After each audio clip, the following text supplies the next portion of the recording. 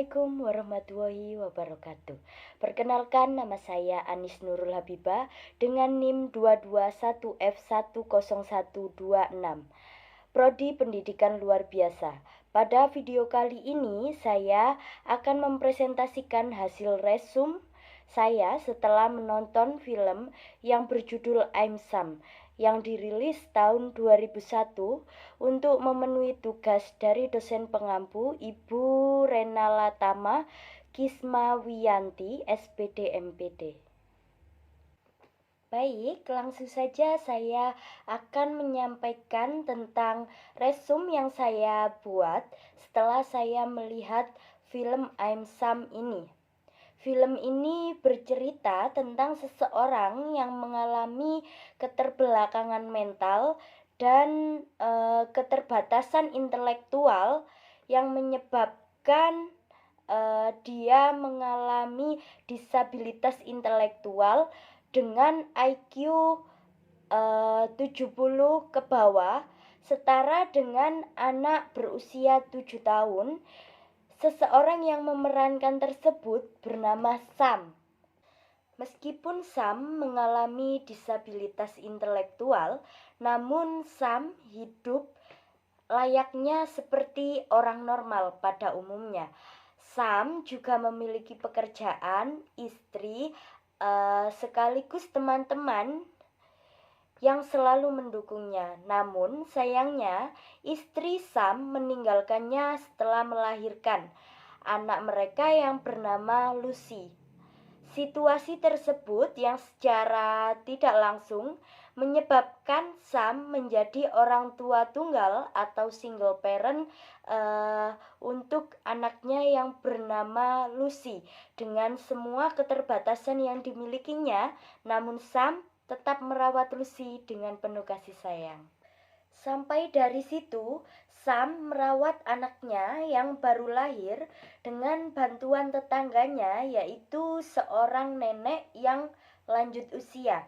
Dari situ dapat kita lihat bersama bahwasanya seorang disabilitas intelektual dapat merawat anaknya dan tanpa kurang sebuah kasih sayang, walaupun Lucy seorang anak yang dibesarkan oleh seorang single parents. Sampai Lucy berusia 7 tahun, didikan dari seorang Sam rupanya masih terbilang benar dan tidak menyalahi aturan yang ada. Hingga sampai Lucy mulai bersekolah, Lucy tumbuh menjadi perempuan yang cantik dan cerdas, serta mampu menerima ayahnya yang mengalami kondisi keterbelakangan mental. Pada umumnya, orang tua akan mengajari anaknya tentang hal-hal apa yang belum diketahuinya. Namun Sam tidak dapat mengajari Lucy karena IQ yang dimiliki Sam hanya setara dengan umur Lucy, yaitu 7 tahun. Kata yang sudah dipahami dan makna yang mulai dipahami oleh Lucy, Sam pun belum bisa mengajarinya lagi. Pada setiap malam, Sam selalu membacakan sebuah cerita untuk Lucy, namun dengan keterbatasannya, Sam belum bisa membaca kalimat selanjutnya. Sebenarnya Lucy bisa untuk membaca kalimat selanjutnya, namun Lucy memegang teguh prinsipnya bahwasannya dia tidak boleh lebih pandai dari ayahnya, dan Lucy lebih memilih untuk menjaga perasaan ayahnya. Padahal kita melihat bersama pada cuplikan film tersebut, jika Lucy memiliki kecerdasan yang cukup tinggi dibandingkan Sam ayahnya. Suatu hari, Sam dipanggil oleh sekolah Lucy, tempat di mana Lucy menimba ilmu, dan Sam ditanyai beberapa permasalahan. Karena pihak sekolah mengkhawatirkan dan meragukan pola asuh Sam kepada Lucy selama ini.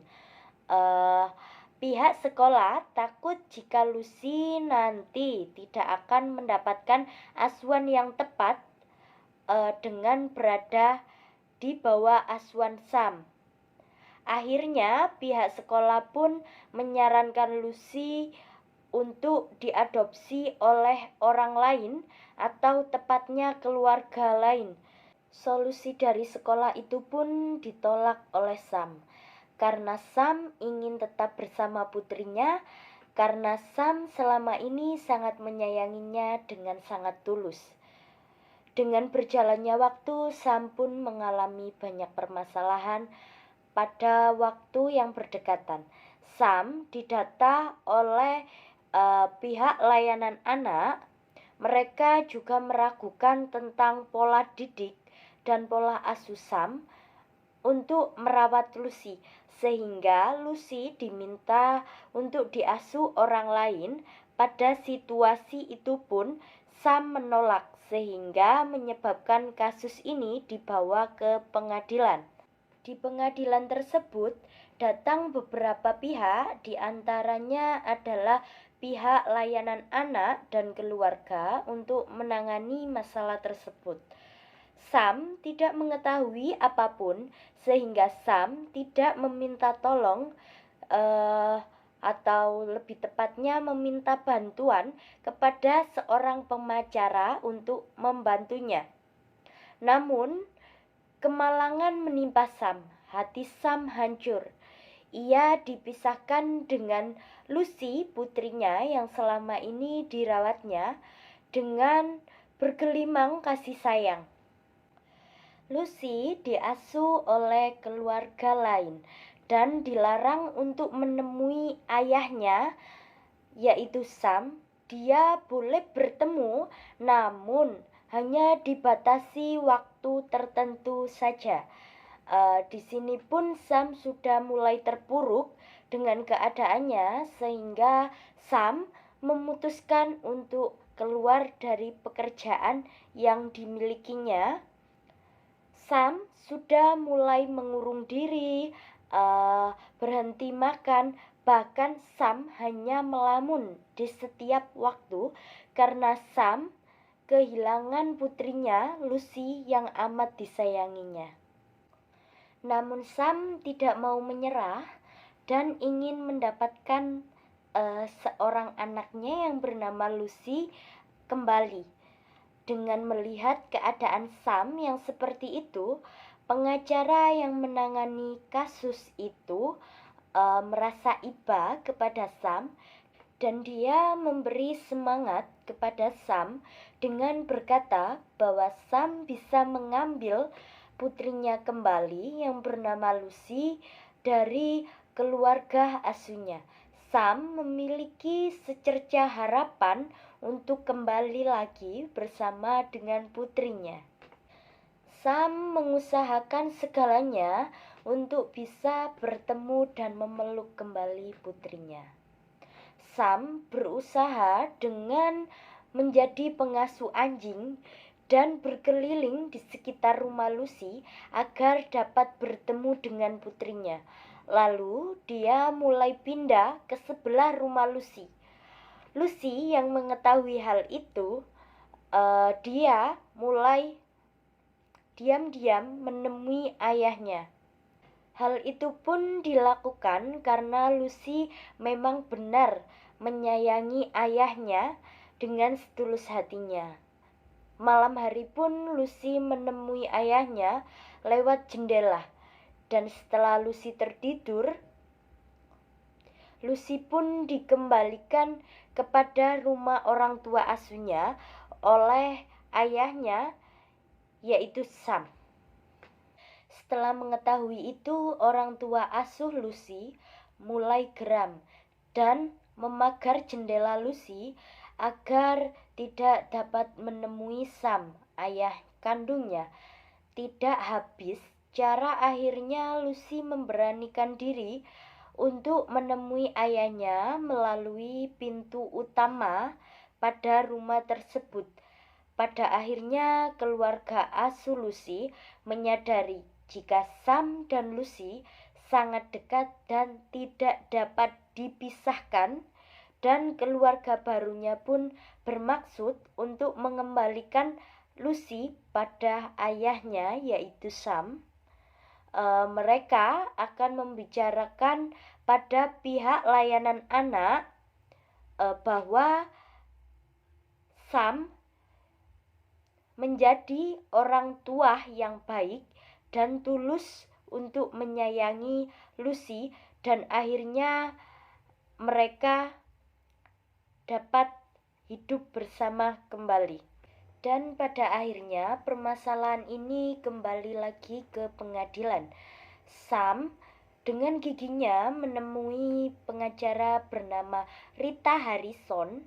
Ia seorang pengacara yang handal namun materialistis atau mata duitan untuk membantunya untuk memperjuangkan hak asuh anaknya supaya dapat didapatkannya kembali. Awalnya Rita tidak mau membantu, tetapi karena kegigihan Sam yang menemuinya setiap hari, Rita pun luluh dengan sendirinya.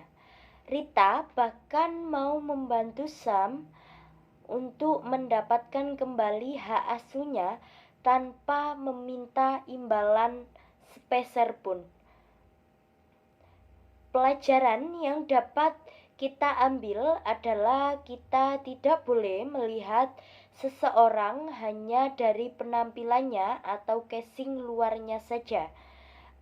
Namun kita juga harus melihat ketulusan dan kasih sayang yang diberikannya.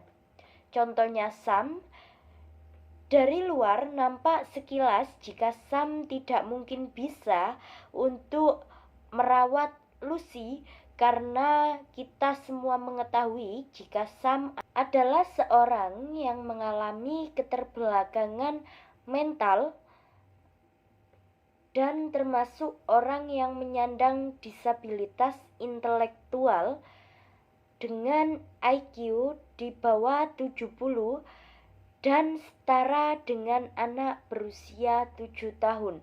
Namun, nyatanya Sam dapat merawat anaknya yang bernama Lucy dengan tepat sehingga Lucy menjadi anak yang cerdas dan sangat menyayangi ayahnya dengan kondisi ayahnya yang mengalami keterbelakangan mental dan disabilitas intelektual.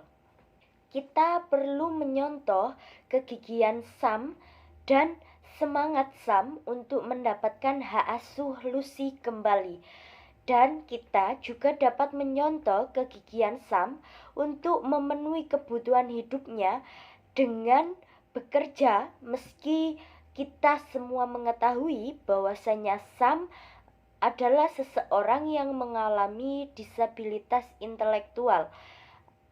Kita juga harus belajar dari Lucy yang menerima keadaan ayahnya meski ayahnya mengalami keterbelakangan mental, dan Lucy pun tetap menyayangi ayahnya dengan setulus hati. Dan di sini kita tidak boleh menyontoh apa yang dilakukan oleh pengacara yang bernama Rita Harrison, karena beliau menolong seseorang yang mengalami kesusahan, namun beliau juga mengharapkan sebuah imbalan atau upah dari apa yang dilakukannya. Seharusnya kita menolong seseorang yang mengalami kesusahan dengan penuh rasa kasih dan ikhlas untuk menolong tanpa mengharap apapun imbalan berupa uang, barang, dan lain sebagainya. Pelajaran itulah yang dapat kita pelajari bersama-sama dari apa yang telah kita tonton pada film I'm Sam yang dirilis pada tahun 2001 tersebut. Sekian yang dapat saya sampaikan, kurang lebihnya saya mohon maaf. Dan mohon koreksinya untuk Ibu Rena dan teman-teman yang menyaksikan video saya ini. Sekian, see you next time, dan wassalamualaikum warahmatullahi wabarakatuh. Dadah.